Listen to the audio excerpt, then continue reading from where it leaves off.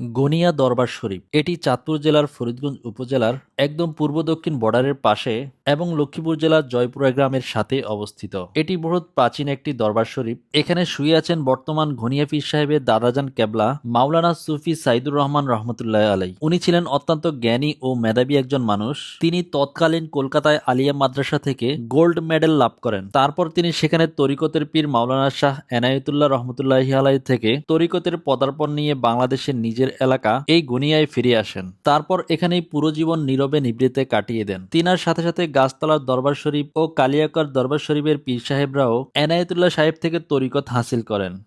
আসসালামু আলাইকুম। আসসালাম। কি অবস্থা হুজুর, ভালো আছেন? জি আছে আল্লাহ মাশাআল্লাহ। আপনার নামটা হুজুর? আমার নাম মোহাম্মদ জুনাইদুল হক। এটা তো মনে হয় ঘনিয়া হ্যাঁ, দরবার শরীফ। গণি দর্শী। এখানে আমার দাদাজান কাবলা ছিলেন আমাদের এই দরবারের প্রতিষ্ঠাতার।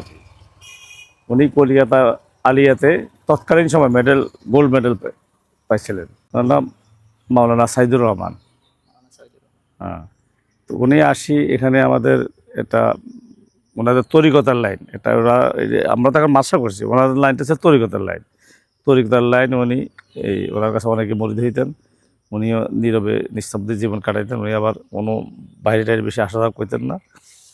তো এইভাবে উনি ওনার জীবন কাটাই গেছেন। তিনি 1965 সালে মৃত্যুবরণ করেন।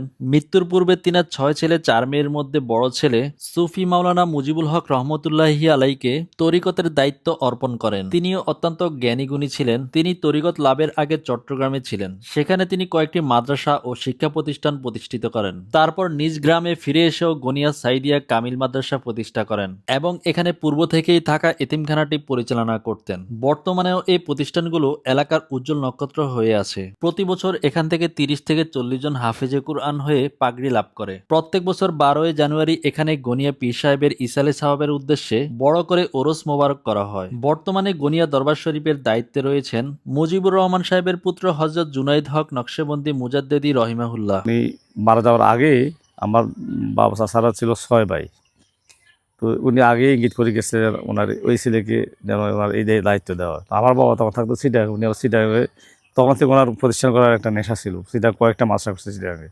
তো এরপরে আমার বাবা এখান থেকে এই দায়িত্ব গ্রহণ করার 65 সালে দায়িত্ব গ্রহণ করার পরে উনি ওই যে বিভিন্ন বাসা করছে, এখন এই বাড়িতে আইসা এই বাড়িতে এটা স্থাপন করছে। এখানে প্রথম একটা হাফিজ মাসা আগেই ছিল, ওই হাফিজ মাসাটা প্রথম শুরু করছে। শুরু করে পরে একটা ইফতার দিয়ে মাসা করছে, ইফতার দিয়ে পরে দাখিল পরে আস্তে আস্তে ধীরে ধীরে ফাজিল পর্যন্ত করে গেছে। 2 একর 30% জায়গা উনি নিজে একা দান করে গেছে এখানে এই জায়গায়। তো এরপরে এই ফাজিল পর্যন্ত মাসা চলছে, দরবার চলছে। পরে আবার একটা এতিমখানা করলো। এতিমখানা চলতেছিল, উনি থাকতে চলছে।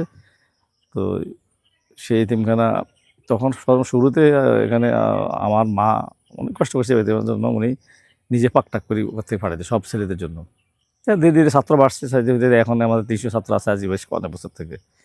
300 ছাত্র আমরা দৈনিক ধরেন 300 ছাত্র 3 বেলা খাওয়ার মানে কি 900 ছাত্র দৈনিক খাবার খাওয়াই দিছি। কিন্তু ইনকাম আমাদের কোনো ইনকাম সোর্স নির্দিষ্ট কিছু নেই। আল্লাহর রহমত আল্লাহ পাকে চালাইতেছে, চলতেছে। সেই থেকে চলছে। আমার বাবা ইন্তেকাল করছে এখন থেকে 2010 সালে।